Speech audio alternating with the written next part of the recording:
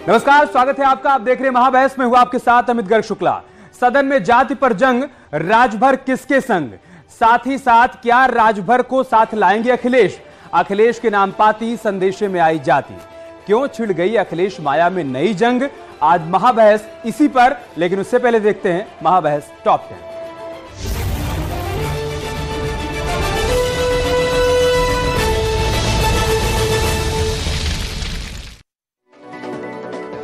मायावती ने जाति जनगणना की मांग पर अखिलेश पर साधा निशाना। लेटर लिखकर पूछा, अपनी सरकार में पूरा करते काम तो आज बीजेपी से नहीं करनी पड़ती मांग। पूरे देश में जातिगत जनगणना कराने की मांग।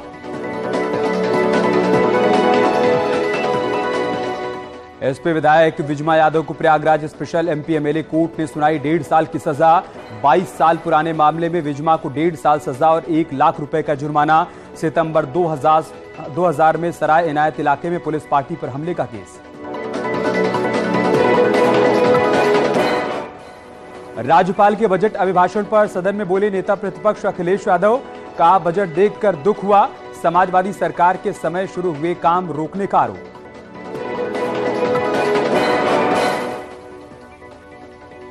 अखिलेश सुरेश खन्ना में तीखी नोकझोंक। अखिलेश ने क्रेडिबिलिटी पर उठाए सवाल। अखिलेश के आरोपों पर वित्त मंत्री ने किया पलटवार। सुरेश खन्ना बोले, जनता ने हमें फिर चुना, एसपी को जनता ने नकारा। अखिलेश के भाषण के दौरान ओम प्रकाश राजभर से हुई तीखी नोकझोंक। जातीय जनगणना को लेकर हुई दोनों में बहस।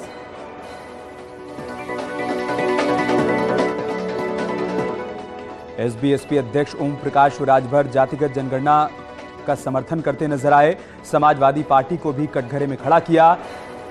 पहले सरकार थी तो इस पर विचार करना चाहिए था, यह भी कहा।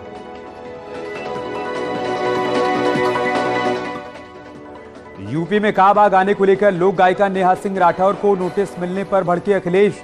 कहा, अगर कविता हमारे खिलाफ होती तो हम बुरा नहीं मानते, हमने अपनी कार्टून की किताब छपवाई थी। यूपी के नंबर 1 होने के दावे को बताया गुमराह करने वाला। कहा, देश में 16वें नंबर पर है उत्तर प्रदेश, इकोनॉमिक फ्रंट पर नंबर 17 पर है यूपी। अखिलेश ने फिर दोहराई जातीय जनगणना कराने की मांग। कहा, अगर बिहार में जातीय जनगणना हो सकती है तो यूपी में क्यों नहीं? सरकार से पूछा, जातीय जनगणना कराने में क्या दिक्कत है? ये सिर्फ कांग्रेस की नहीं, हमारी भी मांग। अब्दुल्ला आजम को 2 साल की सजा के खिलाफ दाखिल अपील का मामला। मुरादाबाद जिला जज कोर्ट से स्पेशल एमपी एमएलए कोर्ट में ट्रांसफर हुई अपील।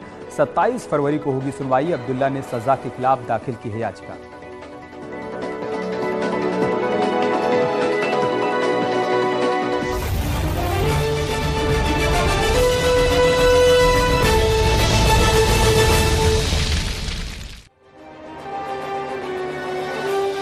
यूपी में जाति जनगणना को लेकर सियासी संग्राम चल रहा है। सड़क से सदन तक समाजवादी पार्टी जातिगत जनगणना की मांग कर रही है। विधानसभा में अखिलेश यादव ने कहा कि हमें जातीय जनगणना चाहिए। बिहार में अगर जातीय जनगणना हो सकती है तो यूपी में क्यों नहीं हो सकती है? वहीं बीजेपी का कहना है कि जनगणना का काम केंद्र सरकार का होता है।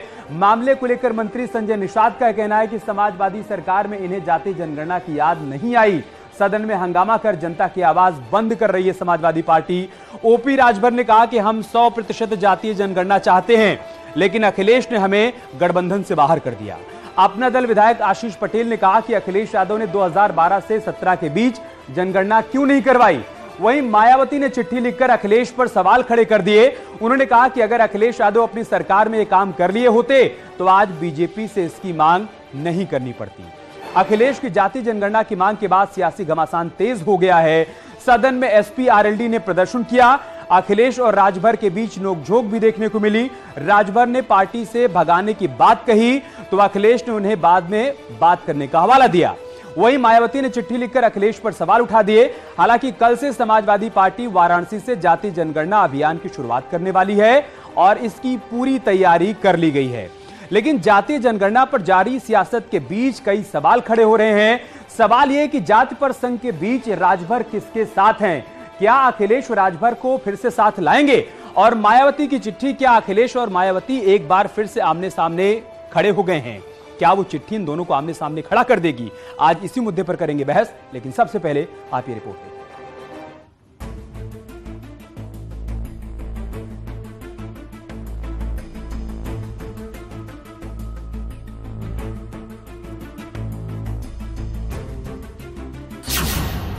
जातीय जनगणना पर सियासी घमासान। ये लगातार समाजवादियों की लड़ाई रहेगी और समाजवादी पार्टी इस कोशिश में रहेगी कि जो भी सरकार हो वो जाति जनगणना कराए। हिंदुस्तान में कभी जाति जनगणना नहीं हुई और समाजवादी पार्टी को इतना शौक है जाति जनगणना कराने का, तो उनके समर्थन से 2004 से 9 और 2009 से फिर 14 उनके समर्थन से सरकार दिल्ली की चल रही थी और 2011 में जाति जनगणना हुई, तो क्यों नहीं करा लिया भाई? आमने सामने मायावती और अखिलेश।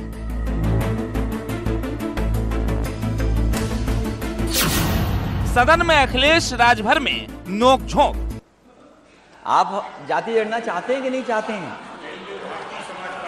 नहीं, जाति जनगणना चाहते हैं कि नहीं? हम जातिवाद जनगणना चाहते हैं, लेकिन आपने उधर से भगा दिया हमको अपने साथ से।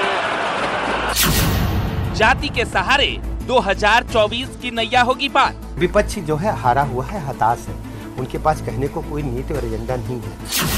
एसपी की रणनीति जात पात की राजनीति। तो समाजवादी पार्टी को परिवारवादी पार्टी कहा जाता है, केवल अपने परिवार तक सीमित रहे, अगर परिवार से आगे बढ़े तो जाति तक, और जाति के बाद तुष्टीकरण की राजनीति करे। आज जब उनके हाथ से सब कुछ खिसकता हुआ दिखाई पड़ रहा है तो वो सोचते हैं किस तरह से हम कर ले, तो निश्चित रूप से उनके दिमाग का दिवालियापन। जातीय जनगणना की मांग, काशी से एसपी का अभियान। जाति जनगणना के लिए एक जन आंदोलन के रूप में खड़ा करके और बीजेपी सरकार को मजबूर करेंगे कि जाति जनगणना कराए सरकार।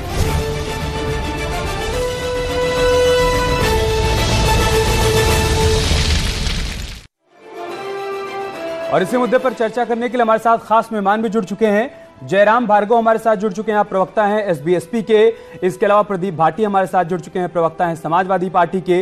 रमाकांत मिश्रा जी हमारे साथ जुड़ चुके हैं, प्रवक्ता हैं बीजेपी के। हमाम वाहिद साहब हमारे साथ जुड़ चुके हैं, प्रवक्ता हैं कांग्रेस पार्टी के। राजेश सिंह जी हमारे साथ जुड़ चुके हैं, आप दलित चिंतक हैं। प्रदीप भाटी जी, मैं शुरुआत आपसे करूंगा और मायावती की उस चिट्ठी के साथ जो उन्होंने अखिलेश यादव को लिखी है। उन्होंने कहा है कि जातिगत जनगणना की वकालत करने वाली समाजवादी पार्टी के लिए बेहतर होता कि इस काम को ये पार्टी अपनी सरकार में ही पूरा करा लेती, तो आज इनको बीजेपी सरकार से बार बार ये मांग नहीं करनी पड़ती। हर तरफ से यही बात कही जा रही है सर कि जब सत्ता में थे तब जातिगत जनगणना की याद क्यों नहीं आई? देखिए, जिनको थोड़ा जानकारी का अभाव है वही ऐसी बातें कर सकते हैं। थोड़ा जानकारी रखिए कि जाति जनगणना जो होती है वो एक डेकेड में एक बार होती है। 2011 में हुई और फिर 2021 में। तो सरकार थी 12 से 17 के बीच। 2010 में माननीय मुलायम सिंह जी ने ये मांग रखी और उनकी मांग पे 2010 में कांग्रेस की यूपीए सरकार ने 2011 में जाति जनगणना करवाई। उसके आंकड़े उन्होंने 2011 से लेके 14 तक नहीं दिए और 14 के बाद मोदी सरकार ने उसे आज तक जारी नहीं करा। उसमें एक आयोग बनाया गया 2017 में, जिस आयोग में ये सिफारिश की गई कि इसको जो भी डेटा कुछ डेटा की प्रॉब्लम बताएगी कि वो डेटा गलत है या मैनिपुलेटेड है, जो भी डेटा की कुछ प्रॉब्लम बताएगी उसके लिए आयोग बनाया गया। आयोग की आज तक मोदी सरकार ने उसको डिस्क्लोज नहीं करा। उस आयोग की रिपोर्ट क्या है आज तक वो पब्लिक में नहीं है।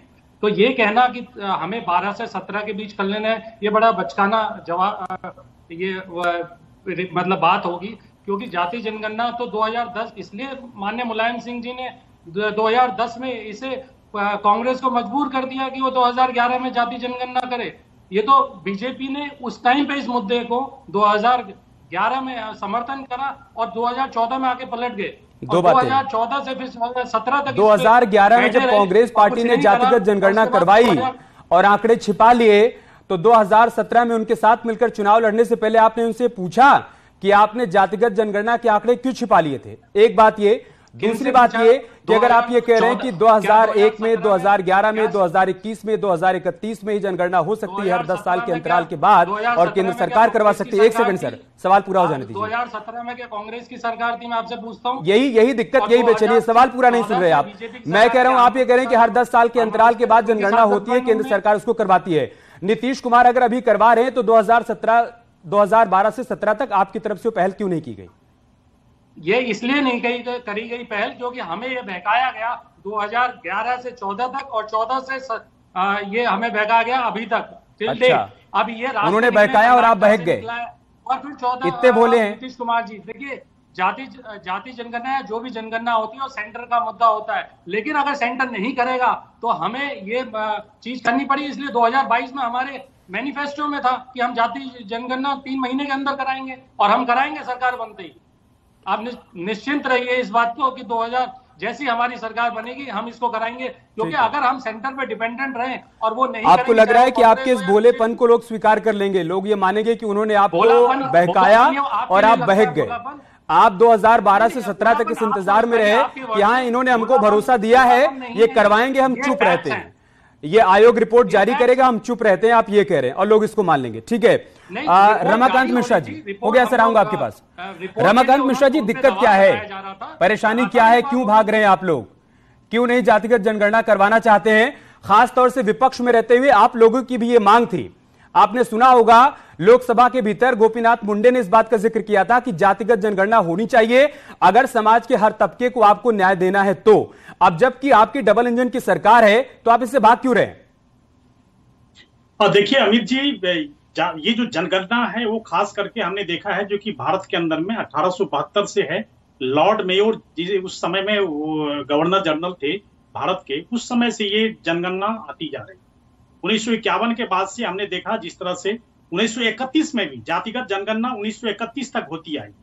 फिर 1941 में जिस तरह से हमने देखा जो कि जातिगत नहीं सर, ये सब गूगल पर है, ये सब गूगल पर है। मेरा सवाल ये कि जब आप विपक्ष में थे आप भी मांग कर रहे थे, सुनिए सर, जब आप विपक्ष में थे आप भी मांग कर रहे थे, जब आप सत्ता में आ गए तो क्यों नहीं उस मांग को पूरा करवाने की दिशा में आगे बढ़ रहे हैं? कोई डर है क्या? और डर है तो किस बात का डर है?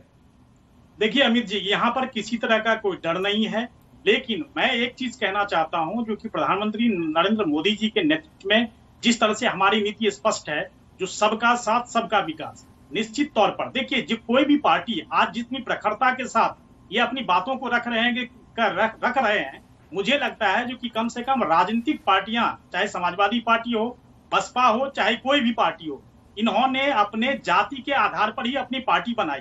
मैं कह रहा हूं अंदरूनी पहले जातिगत जनगणना तो कर ले कम से कम, उसके बाद जाकर के किसी के ऊपर में उंगली उठाने का प्रयास करें।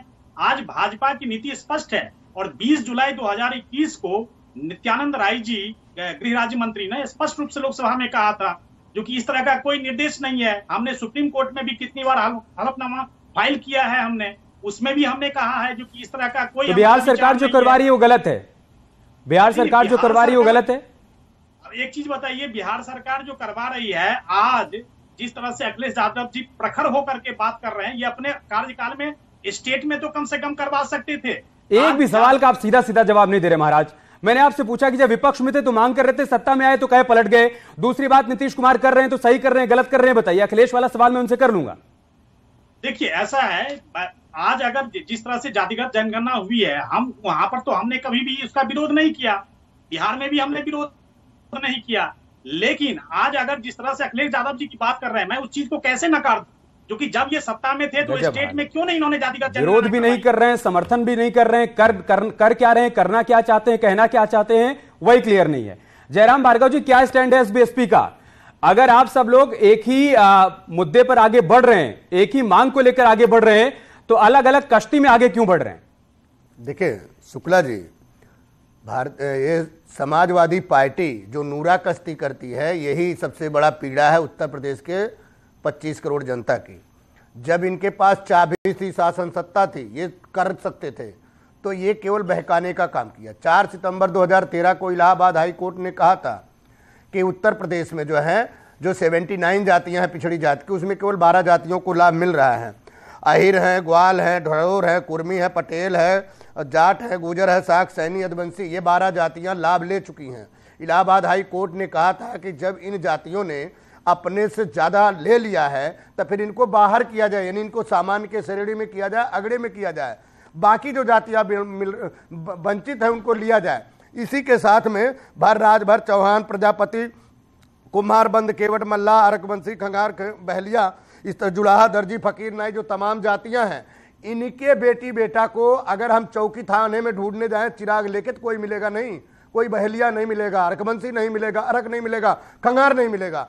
तो समाजवादी पार्टी की 4 बार जब उत्तर प्रदेश में सरकार रही तो ये कहां खोए पड़े थे, मदमस्त थे। उस समय इनके सहयोग से केंद्र में कांग्रेस की सरकार चल रही थी। अगर ये चाहते, इनके सहयोग से थी, कांग्रेस को करना पड़ता, लेकिन नहीं, इनको तो लाभ लेना था केवल। उस समय जब पिछड़ी जात के जवाब ले लेते हैं प्रदीप भाटी, केवल इनको यादव दिखाई देता था, कोई जात आपको लाभ लेना था जी। आप सत्ता की मलाई खाते रहे, सत्ता में रहे, आपने तब इस मुद्दे को नहीं उठाया और सिर्फ यादवों को आगे बढ़ाया गया, हर विभाग में उनकी भर्ती की गई, ये आरोप है यहां पर जयराम भार्गव का। देखिए ये तर्क बिना, इनमें तर्कहीन बातों में क्या जवाब दिया जाए। पहली बात तो ये बता दी, ये आज जागे हैं, ये आज आप हमको बता दीजिए, आप बताइए ना। 4 सितंबर 2013 को तत्कालीन पूर्व में अखिलेश यादव जी मुख्यमंत्री थे और इलाहाबाद हाई कोर्ट ने इस बात को रखा था। और मजे की बात आपको बताऊं, इलाहाबाद हाई कोर्ट ने कहा था सामाजिक न्याय के दायरे में, यानी सामाजिक न्याय समिति की रिपोर्ट लागू किया जाए। आप बताइए, सामाजिक न्याय समिति की रिपोर्ट अगर आपके रहते हुए लागू हुआ होता तो कम से कम जातियों को लाभ मिल जाता। आप बताइए ना। तो आप तत्कालीन जब देखिए, आपकी मंशा पे सवाल है, आपके समाजवादी पार्टी मुखिया के मंशा पे सवाल है, आप इन जातियों को लाभ नहीं प्रदीप भाटी वो कह रहे हैं आज हम नूरा कश्ती कर रहे हैं तो आपको दिखाई पड़ रहा है, लेकिन जब हम गलबहियां कर रहे थे तब आपने तो हमको भगा दिया, हम भी तो यही मांग कर रहे थे। और वो ये भी पूछ रहे आपसे कि जब आप सत्ता में थे तो आपने इस दिशा में क्यों नहीं कदम आगे बढ़ाया। 2 टूक जवाब दीजिए, बाकी मेहमानों को चर्चा में शामिल करें। लेकिन ये सरकारें कतई देने का काम नहीं करते। हमने तो किसी को नहीं भगाया, हमने तो किसी को नहीं कहा। बताइए एक स्टेटमेंट भी जिसने हमने कहा हो। नहीं, आप बताइए तो, आप बताइए उस समय आपने क्यों नहीं किया। सामाजिक न्याय समिति की रिपोर्ट समाजवादी पार्टी जो है 2013 में क्यों नहीं किया। आप पिछड़ी जात की बात करते हैं, अखिलेश यादव अपने आप को असूद बताते हैं। जब आपको लेना था तब आप सूत्र नहीं थे, तब आप सामान्य नगरी आपको बताते थे, तब यादव जी अगला दिखाई देते थे, मजबूत दिखाई देते थे। लेकिन जब देने की बात आती थी तब आप जो नहीं दिखाई दिए। आज जयराम भार्गव जी ऐसे टोका टाकी करेंगे तो किसी की बात नहीं आ पाएगी। ठीक है, मैं हमाम वाहिद को चर्चा में लाता हूं, उसके बाद मैं फिर से आऊंगा आप लोगों के पास। हमाम वाहिद, सवाल यही पूछा जा रहा है कि आज कांग्रेस पार्टी भी विपक्ष के साथ खड़ी हुई है, अखिलेश यादव की पार्टी समाजवादी पार्टी के साथ खड़ी हुई है, और आप भी कह रहे हैं कि मौजूदा दौर की जरूरत है जातिगत जनगणना। तो सवाल यही पूछा जा रहा है कांग्रेस पार्टी से कि जब आप सत्ता में थे, केंद्र में आपकी सरकार रही 2 बार, तब आपने जातिगत जनगणना क्यों नहीं करवाई, और 2011 में अगर आपने करवाई तो फिर आपने उसको डिस्क्लोज क्यों नहीं किया। निश्चित रूप से कांग्रेस पार्टी सभी धर्मों, सभी जातियों के विकास के पक्ष में है। हम किसी भी जाति जो पिछड़ जाए, ना अगड़े हो, पिछड़े हो, दलित हो, बैकवर्ड हो, सबके उत्थान की बात करते हैं। और उसके लिए अगर संविधान में आरक्षण की जरूरत हो तो कांग्रेस पार्टी उसके पक्ष में, इसीलिए जातिगत जनगणना के पक्ष में कांग्रेस पार्टी है। भारतीय जनता पार्टी केवल पिछड़ों का नाम लेती है, उसको वोट बैंक की सियासत बनाना चाहती है। इन्होंने लगातार पिछड़ों के जो स्कीमें थी उसके बजट काटने का, या तो मैं सही से कह नहीं पाया तो आपने सही से सुना नहीं। आप जातिगत जनगणना के पक्ष में, ये बात तो हमको पता है, तभी तो आपसे सवाल कर रहे हैं। हमने सवाल यह किया था आपसे कि जब आप सत्ता में थे तो आपने जातिगत जनगणना क्यों नहीं करवाई, और अगर करवाई तो डिस्क्लोज क्यों नहीं किया। सवाल से भागिए मत, जवाब दीजिए। पिछड़ों के हक हुकूक के लिए, पिछड़ों के न्याय के लिए कांग्रेस पार्टी हमेशा आगे आई है, और सोशल जस्टिस में अगर सबसे ज्यादा अधिकार किसी ने दिया है वो कांग्रेस पार्टी। मैं तीसरी बार रिपीट कर रहा हूं, हो सकता है इस बार आपको सही तरीके से सुनाई पड़े। जब 2011 में आपने जातिगत जनगणना करवाई तो आपने डिस्क्लोज क्यों नहीं किया। सीधा सवाल, सीधा जवाब दीजिए। हमारा मानना यह है कि अधिकार से इस देश की जनता को खड़ा करना है, फ्री में राशन नहीं देने का काम करना है। भाजपा और सपा बसपा केवल पिछड़ों का नाम लेती है। वास्तव में अगर कोई पार्टी ने काम किया है, किसी ने पिछड़ों के अधिकार के लिए काम किया है, सोशल जस्टिस के लिए काम किया है, वो कांग्रेस पार्टी है। अपनी ढपली अपना राग में हम जनगणना कराई थी। बातों का अपनी ढपली अपना राग अपना तय करके आए हैं, वही अलापे जा रहे हैं। या तो सवाल सुन नहीं रहे हैं या तो आपके पास जवाब नहीं है। राजेश पासवान जी दलित चिंतक है हमारे पास। पासवान साहब, आज हर किसी को फिक्र है इस बात की कि जातिगत जनगणना होनी चाहिए, सामाजिक न्याय लोगों को मिलना चाहिए, लेकिन जब सत्ता में आते हैं तो इन्हीं बातों को भूल क्यों जाते हैं। जब 5 साल तक शासन करते हैं तब क्यों नहीं सोचते हैं कि सामाजिक न्याय मिलना चाहिए, तब क्यों नहीं सोचते हैं कि जातिगत जनगणना होनी चाहिए? विपक्ष में बैठते हैं तभी याद क्यों आती है? अमित जी, आप भी जानते हैं कि सत्ता पक्ष की भाषा अलग होती है, विपक्ष की अलग होती है। सत्ता पक्ष की चिंताएं अलग होती है, विपक्ष की अलग होती है। इसलिए जो भी राजनीतिक दलों के लोग हैं, उनके बयान हैं, उनके प्रवक्ता हैं, उनके बारे में कोई टिप्पणी नहीं करना चाहूंगा। लेकिन मैं जरूर कहना चाहूंगा कि जातिगत जनगणना होनी चाहिए। इसलिए भी होनी चाहिए ताकि ये जो आजकल नारा चलता है सबका साथ सबका विकास, तो हम सब लोग जो इंटेलेक्चुअल है वो जानना चाहते हैं कि सबका साथ और किसका विकास। समाज के ऐसे कौन से वर्ग हैं, कौन से तबके हैं जो अभी भी बहुत अधिक विकसित हैं, और अभी कौन से ऐसे तबके हैं जो पूरी तरह से विकसित नहीं हैं। इन सबको जानने के लिए जातिगत जनगणना का होना बहुत जरूरी है। और ऐसे कई ऐसे आदेश आए हैं सुप्रीम कोर्ट, हाई कोर्ट के, जिसमें हर चीज के लिए वो डेटा मांगती है कि आपके पास क्या डेटा है। तो मुझे लग रहा है कि विकास की धारा से जो जातियां वंचित रह गई हैं, उनको भी मुख्य धारा में लाने के लिए जरूरी है कि जातिगत जनगणना करवाई जाए। मैं दो बातें आपसे और समझना चाहूंगा। आप क्या आकलन कर पाए कि अगर सत्ता में आने के बाद पार्टियां इससे दूर भागने लगती हैं तो इसके पीछे का कारण क्या है? दूसरी बात ये बताइए, वो कह रहे हैं कि सबका साथ सबका विकास सबके विश्वास की जब हम बात करते हैं तो किसी भी योजना का लाभ हर जरूरतमंद को हम देते हैं। हम ये नहीं देखते हैं कि वो किस जाति से है, किस धर्म से है। हमारे लिए ये मायने नहीं रखता। अगर समाज में उसकी स्थिति कमजोर है, वो इस योजना का लाभार्थी बनना चाहिए, तो हम उसको योजना का लाभार्थी बनाकर फायदा देते हैं। ये हमारा उद्देश्य। यदि ऐसी बात होती तो समाज में इतनी असमानताएं नहीं होती। नहीं, असमानताएं 2014 के बाद थोड़ी ना आ गई होंगी पासवान साहब, वो तो अतीत से चली आ रही है। वो ये कह रहे हैं कि 2014 के बाद हमने किसी की जाति, किसी का धर्म नहीं देखा, हमने बस योजना का लाभ दिया उन लोगों को जो उसके लिए उपयुक्त थे। अमित जी, मैं 1947 से बात कर रहा हूं कि यदि सभी सरकारों ने बेहतर काम किया होता तो असमानताएं इतनी नहीं होती। 2014 से मैं नहीं कर रहा, मैं 1947 से कर रहा हूं मैं। ठीक है प्रदीप भाटी जी, एक सवाल यहां पर यह खड़ा हो रहा है और जो आरोप भी लग रहा है, आरोप यह लग रहा है कि देखिए मुद्दा ही तय नहीं कर पा रही समाजवादी पार्टी की किस मुद्दे को लेकर 2024 के चुनावी मैदान में उतरा जाए। कभी स्वामी प्रसाद मौर्य को आगे करके रामचरितमानस पर विवाद खड़ा कर दिया जाता है, और कभी ये आकलन कर लिया जाता है कि ये वाला मुद्दा नहीं चल पा रहा है, इससे पार्टी को नुकसान हो जाएगा, तो चलिए एक नया मुद्दा लेकर आते हैं, हम जातिगत जनगणना की मांग कर देते हैं। शेरवानी पहनकर आजम खां को सांकेतिक समर्थन दे देते हैं। मुद्दा ही डिसाइड नहीं कर पा रही है, इस वजह से सदन के भीतर ये तस्वीर देखने को मिल रही है। देखिए, मैं इसको थोड़ा सा डिटेल में बोलना चाहूंगा। आपसे एक रिक्वेस्ट है कि प्लीज यहाँ दूतू मैमे की में ना अलझा जाए और बात को गंभीरता से समझा जाए उसे। और मैं इसको पूरे फैक्ट्स को, जो आपके क्वेश्चन है, किसी पैनलिस्ट ने आपको क्लियर जवाब नहीं दिया, मैं आपको हर जवाब और सारे क्लियर दूंगा। पहली चीज, जो ये बात हो रही है कि 4 बार सरकार आ गई और उसके बाद नहीं हुआ, उनको जानकारी का इतना कम अभाव है कि 2006 में तो मंडल कमीशन का सेकंड फेज लागू हुआ था। तो ये बात, जब तक तो ये चल रहा था कि मंडल कमीशन के ये फेजेस हम इसको लागू करेंगे।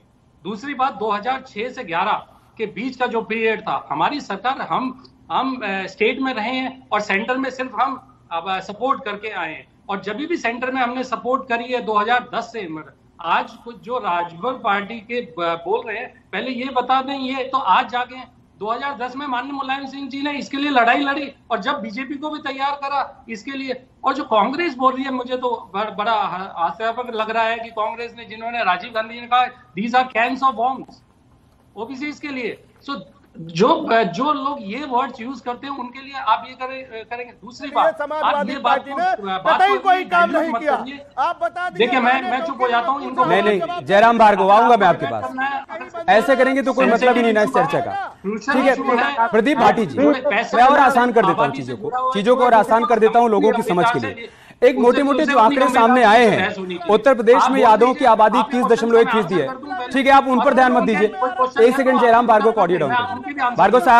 भार्गव साहब तसल्ली रखिए, आऊंगा मैं आपके पास, मैं आऊंगा आपके पास। दूसरा, आपने कहा नहीं, भाटी जी सुन लीजिए, सवाल में जोड़ रहा हूं। मैं कह रहा हूं कि एक मोटे मोटे जो आंकड़े सामने आए, उत्तर प्रदेश में यादवों की आबादी 21.1% है, कुर्मियों की 7.5% है, सुन लीजिए सर, आप लोध की 4.9% है, गड़रिया पाल की 4.4% है, निषाद मल्लाह की 4.3% है, तेली शाहू की 4.5% है, जाट की 3.6% है, कुमार प्रजापति की 3.4% है, इसी तरीके से राजभर की 2.3%, गुर्जर की 2.12%।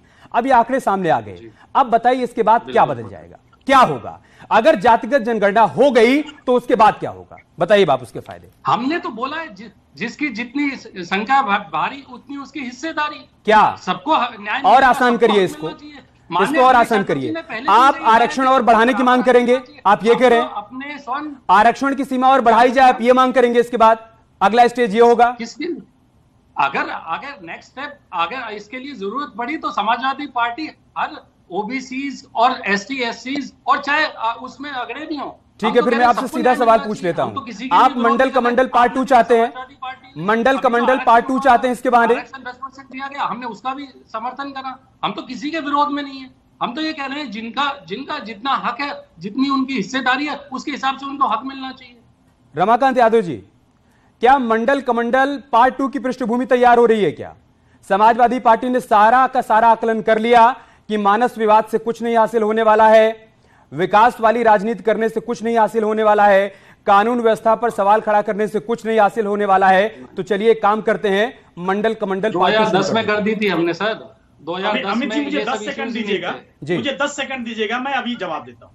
देखिए, ऐसा है, निश्चित तौर पर समाजवादी पार्टी के अभी प्रदीप भाटी जी अभी कह रहे थे जो कि उनको जितना परसेंटेज, जितना जिसकी जो भूमिका होगी, निश्चित तौर पर आरक्षण उसी के आधार पर। ये बिल्कुल वही चीज है जो सोशल हार्मनी को बिगाड़ने का काम किया जा रहा है। इनके पास मुद्दे नहीं है।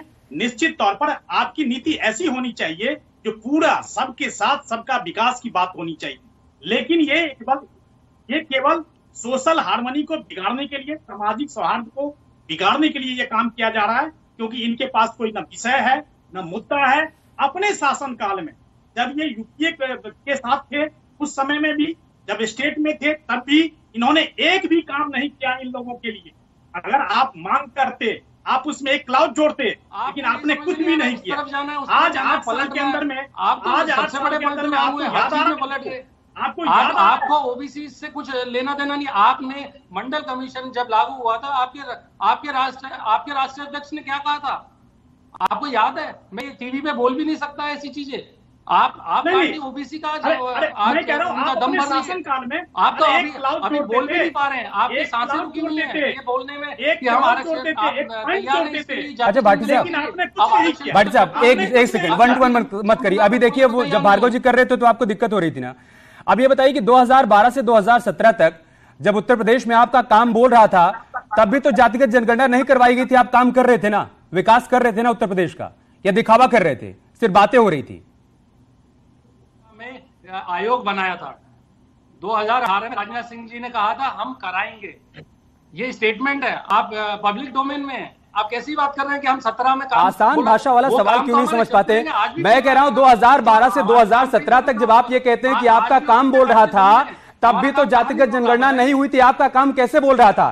कैसे काम कर पा रहे थे आप हर जाति हर वर्ग के लिए? और आज अगर जातिगत जनगणना ही बाधा बन रही है तमाम वर्ग के लिए, तमाम जातियों के विकास के लिए, तो 2012 से 2017 तक कैसे आप उस बाधा को दूर कर रहे थे?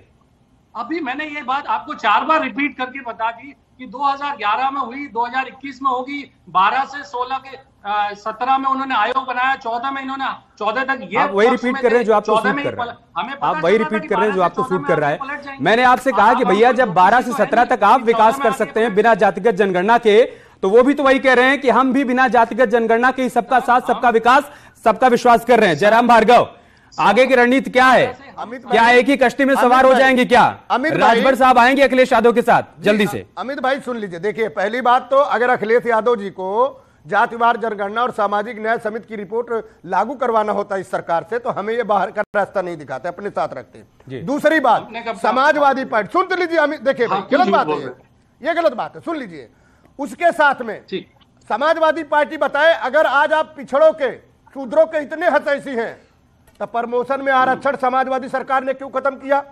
जो वंचित समाज के लोग, जो अति पिछड़ा समाज के लोग प्रमोट होते थे, कोई पुलिस बना दरोगा बन जाएगा, कोई एसडीएम है तो डीएम बन जाएगा, नेकपाल है तो कानून गो बन जाएगा। आप बताइए ना, ये जो इनको मिल रहा था, प्रमोशन मिल रहा था, वो खत्म करने का काम जो समाजवादी पार्टी ने किया। और सुनिए, जो पुलिस जिले से बगल वाले जिले में हुआ करती थी, आज जो पुलिस का तांडव उत्तर प्रदेश में, उसका भी समझ लीजिए। गाजीपुर का पुलिस जो है वो गाजियाबाद में, बादा का पुलिस जो है बनारस में। आप बताइए, ये क्राइटेरिया मुलायम सिंह ने जो शुरू किया, उससे आज पुलिस विभाग में क्या हालात है। लोग अगर यहां से जाके वहां जाए। दूसरी बात, उसके बाद 13 सितंबर 2013 को इलाहाबाद हाई कोर्ट ने अखिलेश सरकार में कहा था, उन्होंने कहा समय का अभाव है, आप सबको यहीं पर रोकना होगा। समय का अभाव है, आप सबको यहीं पर रोकना होगा। कुल मिलाकर जात की राजनीति एक बार फिर से शुरू हो चुकी है उत्तर प्रदेश में और जमीन तैयार की जा रही है 2024 की। यही संदेश निकलकर सामने आ रहा है और वही तस्वीर उत्तर प्रदेश की विधानसभा में देखने को मिल रही है। बहुत शुक्रिया आप सभी का हमारे साथ जुड़ने के लिए, इस चर्चा का हिस्सा बनने के लिए। एक बड़ी खबर आ रही है, वो आपको बता देते हैं। बड़ी खबर है कि जातीय जनगणना की विपक्ष की मांग को लेकर सीएम योगी की तरफ से बड़ी बात सामने आई है। ये विकास पर बात नहीं कर सकते, ये कहा है सीएम योगी ने। परिवारवाद की आड़ में भ्रष्टाचार किया, यह आरोप सीएम योगी आदित्यनाथ का। इनसे ज्यादा उम्मीद की भी नहीं जा सकती है। मुख्यमंत्री योगी आदित्यनाथ ने जातीय जनगणना पर विपक्ष पर करारा पलटवार किया है। कहा है कि जातिवाद की राजनीति इनको सूट करती है और वह ये कर रहे हैं।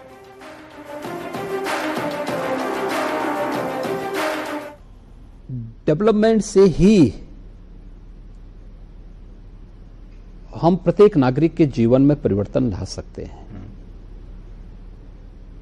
डेवलपमेंट ही वो आधार है जो परिवारवाद और जातिवाद और वर्ग संघर्ष से समाज को मुक्त करते हुए देश के बारे में एक बेहतर सोच दे सकता है। जिन लोगों ने परिवारवाद और जातिवाद की राजनीति की है और इसकी आड़ में व्यापक भ्रष्टाचार को बढ़ावा दिया है, उनसे इससे ज्यादा उम्मीद नहीं की जानी चाहिए। वो लोग बोलेंगे और इसलिए चर्चा से भागने के लिए नए नए मनगढ़ंत मुद्दों को प्रस्तुत करने का प्रयास भी करेंगे। लेकिन ये तो खुला मंच होता है चर्चा करने के लिए। हम तो चर्चा के लिए हर एक मुद्दे पे तैयार हैं। यूपी देश की सबसे बड़ी आबादी भी है, तो स्वाभाविक रूप से सबसे बड़ी जिम्मेदारी भी होगी। हमारी राशि सबसे बड़ी भी होगी और यूपी ने वही किया है 6 वर्ष के अंदर जो यूपी को करना चाहिए था। चर्चा से भाग रहे हैं, विकास की बात नहीं कर रहे हैं, परिवारवाद से आगे बढ़े तो जातिवाद पर आकर रुक गए हैं, टिक गए हैं। यह कहना है मुख्यमंत्री योगी आदित्यनाथ का। उनका यह कहना है कि हमारी सरकार सबका साथ, सबका विकास, सबका विश्वास कर रही है। उत्तर प्रदेश के हर एक नागरिक के विकास की बात कही जा रही है और विपक्ष जातिवाद और परिवारवाद में उलझा हुआ है। महाबहस में इतना ही। खबरें जारी हैं, अब बने रहना।